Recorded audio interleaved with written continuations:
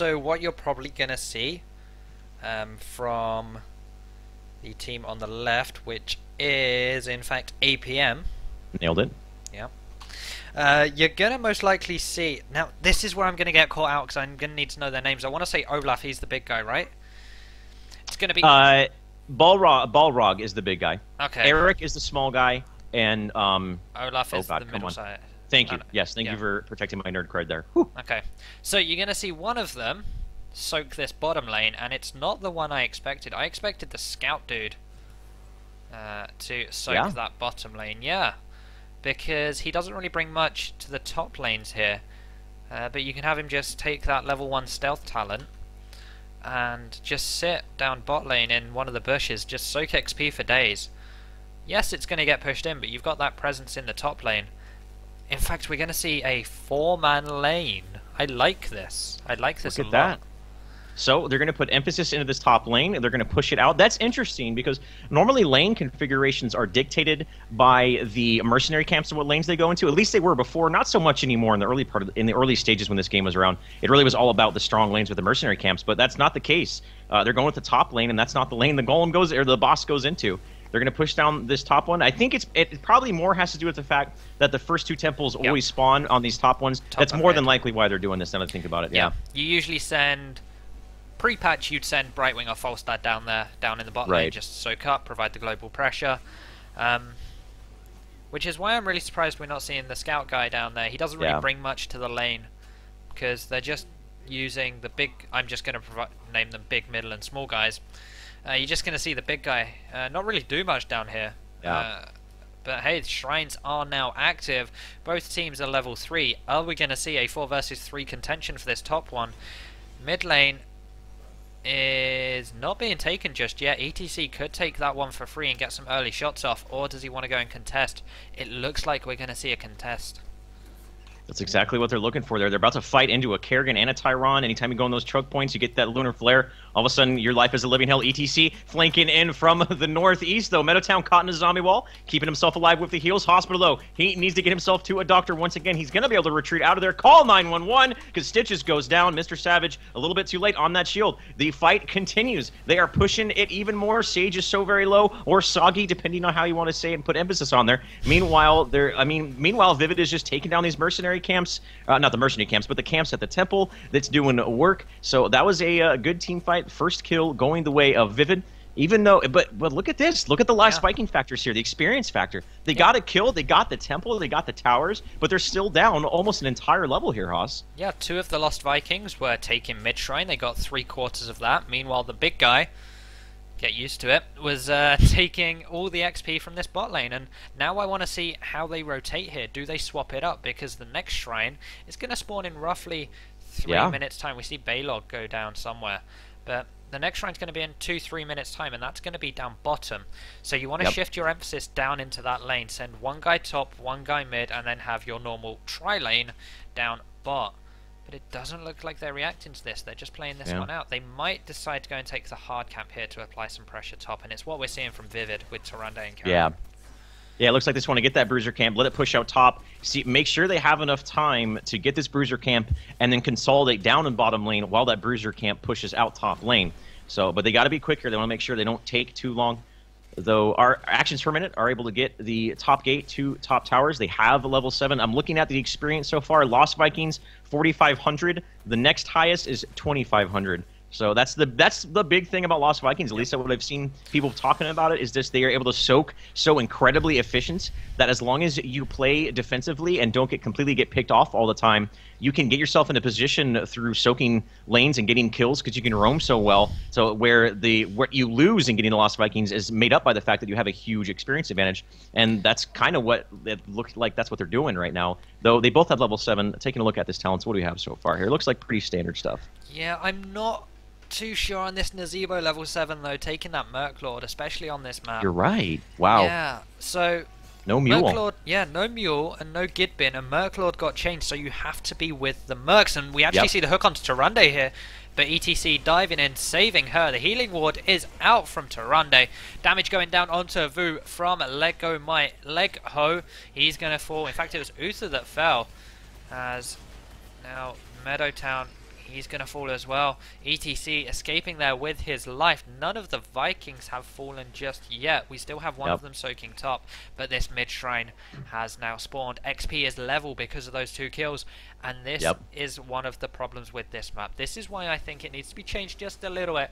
Usually this second shrine rotation makes or breaks the game. It's at the crucial point where one team hits 10, the other one doesn't. Right. And if you hit 10, it becomes your game to throw. And I mean, but the Lost Viking factors, though, just look at top lane. There, looks like he's split pushing with Balrog, and in the meantime, he's putting the 2 down here to try to do as much as he can. Hospital gets hooked in to the emergency room. He needs it. Balrog is going to go down here. Down goes the Nazebo as well. Both of these teams are right on the cusp of level 10, and now Red Team is very, very close. They've already taken down 4. Stitches, I mean, oh my lord, they tick down 2 out of the 3 of the Lost Vikings. Stitch is the only one remaining, so a 4 2/3 kills. Going the way, or 6.5 if you go look at the actual odometer there. 6.5 kills for Vivid. They have level 10, just as you predicted. They get that level 10 right as the temples are here. Now they're going to push and just continue to secure themselves a map control by getting these towers down, and it's just a matter of time before these temples start lasering down your keeps. But the Lost Viking factor is not doing enough right now. I mean, they just got their heroics, and it's keeping the experience kind of close, but I feel like it just isn't really paying off right now, Haas. What do you think about the Lost Vikings so far? Well, early game it was fine because when you have 2 temples spawn, it's great. But when it's that one temple and it decides who gets that level 10, it becomes really, really tricky to actually use the Vikings to their fullest potential. Right. And it's given Vivid Gaming a whole 1-level lead. The hook, though, onto Tyrande, getting gorged up. That's pretty big, but Meadowtown, he can't get past. He's getting bursted down here. Now the Hunter's Mark goes down on him. The Strafe coming out. This is a very nice pick for the Heroic here. The Ancestral Healing goes down onto Kerrigan, who's front-lining here onto Uther and the Vikings Longboat. They are going behind the wall here. They need to get a Primal Grasp. It's not going to come in. Mr. Savage forced away on this Tassadar. And all in all, that's a 1-for-0 trade. Uther getting stunned up now. The second stun from Tyrande missing. The cleanse, though, coming out just to get out the Kerrigan stun. And something I really like about this Kerrigan build on 7 is the battle momentum. Your Maelstrom, it's on a 2-minute cooldown. That battle momentum works on your Heroic. So many auto attacks. That is true. You usually, if you go for this battle momentum, see the Cleave come out at level 4 and lose the Envenom. You usually see Fury of the Swarm because battle momentum procs on each unit you hit as well. Right. So it's a little bit strange opting for that early damage instead, but even so, I really like the battle momentum. So looking at the experience gathered, the Lost Vikings have gotten about 10,000, but Tyron over on the other side of the coin is actually ahead now with 10,000 herself and Rhaegar. So the Lost Vikings, the boat really didn't do much. I mean, that team fight looks like there's 2 skirmishes going on at one time. The team got split apart, and there wasn't not much got accomplished with it whatsoever. But these temples are up here, down here in the bottom lane. It looks like neither of these teams are putting much priority onto that. We're definitely going to see a team fight here. In the middle one, though, Hospital is looking in there, but he gets hooked out of position. There is on top of a storm. Meadowtown gets hit with Lunar Flare. The damage application is on him. Can they get him down? He's solo. He does go down. So now their frontliner's down, but Kerrigan needs to stay up. There's the Ancestral Healing, keeping him alive. Down goes the Nazebo, though. This is a 2-4-0 exchange. Down goes the Uther. Stage Dive coming in for style points. The Lost Vikings ultimate not doing much of anything right now for actions per minute. Level 13 is here for Vivid, and they are about to completely destroy actions per minute in this. A 4-0 right there, Haas. And now they're going to get this top. They're going to probably end up getting the top temple. They're going to rotate down here, get the boss, get the bottom temple. Bottom lane is under so much pressure already with the 4 siege ogres. Now they're going to have a boss knocking down there soon as well. This is looking great for Vivid. Just look at Mr. Savage there. He lost about a quarter of his HP purely to these golems. Yeah. Doing so much damage. And now with the boss down there, Rhaegar's just going to split away, go to the middle shrine. It doesn't have much left on it. 4 members going to go to this bottom shrine. It's the Jackal Temple down here.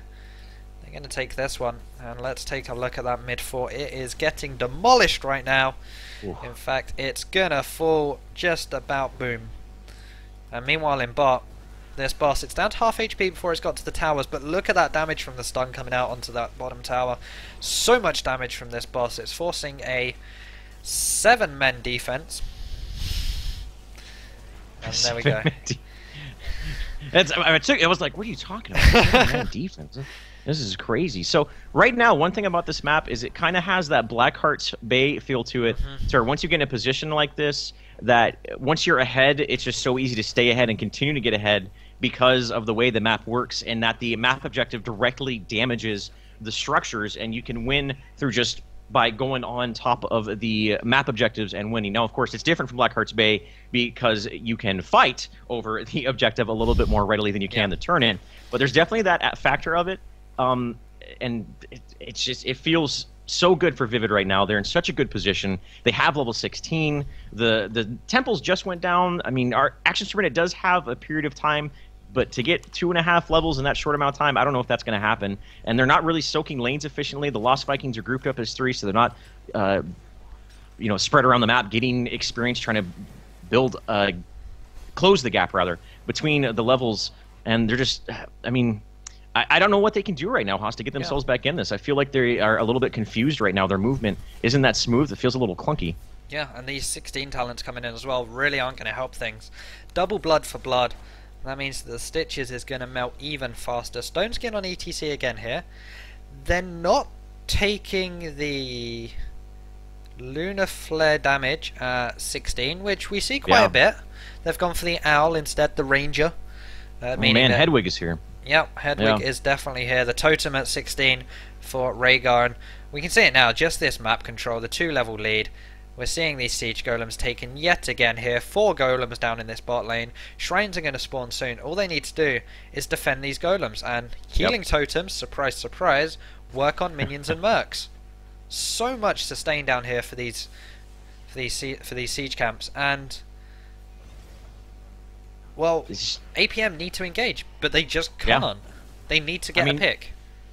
It's so hard to get a Stitches hook when you have a wall of Siege Ogres in front of you, you know what I mean? Like, he's looking for a hook. I think they're just going to passively play this. They're not going to look for any really solid initiations. So here are the temples. Actions per minute still doesn't have level 16. They're down 2 levels, soon to be 3. It's the polar temples right now, 1 in the south and 1 in the north. And it looks like that Actions per minute is going to be going top. And Vivid Gaming is keeping ETC down in the bottom. They might be rotating. Vivid's going to be rotating around to the top one. But don't forget, Stage Dive is in play here, guys. So he has that mobile presence. The moment maybe Hospital goes in there and gets a good stun, all of a sudden Stage Dive is on top of you. And I think that's what Vivid is going to be looking for, is a good initiation while ETC soaks up the bottom lane, and then he Stage Dives in and they take a good team fight. But Meadowtown getting a hook on a Blue Freeze. He's going to be able to ghost woof away into safety. There it is. There's Hospital jumping in. He hasn't used his abilities yet. Mr. Savage uses a good dimensional chef to dodge it. There's a Stage Dive in the background like I was talking about. And this is absolutely going Vivid's way. Tacidar's going down. No Archon Divine Storm. There's a Ravenous Spirit that was in the turnaround. Blue Freeze is so low. The Ancestral Healing does not go off on time. So that was a good turnaround from them. However, now their Stitches is down. Uther's going down. Their support and frontliner is going down. A 3-for-1 exchange. That looked good for Actions per minute for a second there with that Ravenous Spirit, but it wasn't enough, Haas. And Vivid Gaming is to continue to push their advantage and push down these keeps. Yep, early on in that fight as well, Valor was able to get a fully channeled strafe off, hitting Uther, Stitches, and I think Tassadar as well, just sitting over the wall from everyone else. Uther tried going to interrupt it with his Hammer of Justice, but just wasn't able to get there in time. He took damage for it as well. And now we have a 3-level lead that's only going to extend. The top shrine being exhausted from its ammo now. Bottom shrine going to be taken as well. APM need to try and do something here because it's getting to that stage where they just can't contest shrines. They can't step outside their base because of the pressure that's being created. Especially once Vivid Gaming hits level 20, those level 20 talents that were implemented with the new patch are just so ridiculously strong that it almost feels like even a bigger power spike than it was before they put those talents in for certain heroes, and that is going to just be bad news bears for Actions per minute if they're not able to do something quick between now and the next temples. Keeping Vivid Game from getting level 20. They have to do something. I mean, they're going with the safe. Let's fall back to our Bruiser Camp, get the Bruiser Camp, let it push out. But, I mean, Vivid's going, okay, you get your Bruiser Camp. We're going to take a Golem. He's going to be on top of your core. That's going to force a response for them to back up. Now, and then they continue to just run around the map and take map control. So once again, Actions per minute are in a very sticky situation. They have to, it's all about risk versus benefit right now, and they have to be on the map. They have to look for a pickoff or something like that, but they can't right now because of the boss. So they're going to back up and defend this boss. Vivid aren't just getting a boss. They're getting 4 siege golems to go along with it. It's supporting crew for the 3rd time in a row. You just can't let this happen. Yeah. This would be the optimal time to fight. Rewind about 45 seconds. That would have been the most optimal. 16 to 19. You're on the same talent advantage. 3 levels right now isn't the biggest of deals. Being on the same talent is what's going to win you a fight, but with this pressure created, you're more prone to make mistakes when you have the pressure of a boss, like we're seeing here from Mr. Savage.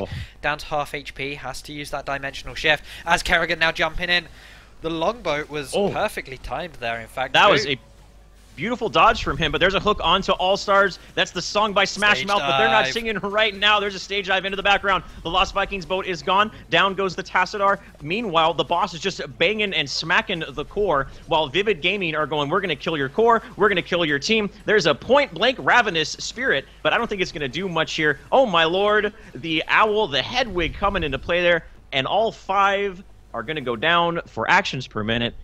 Vivid Gaming take a convincing game number 2 there, Haas.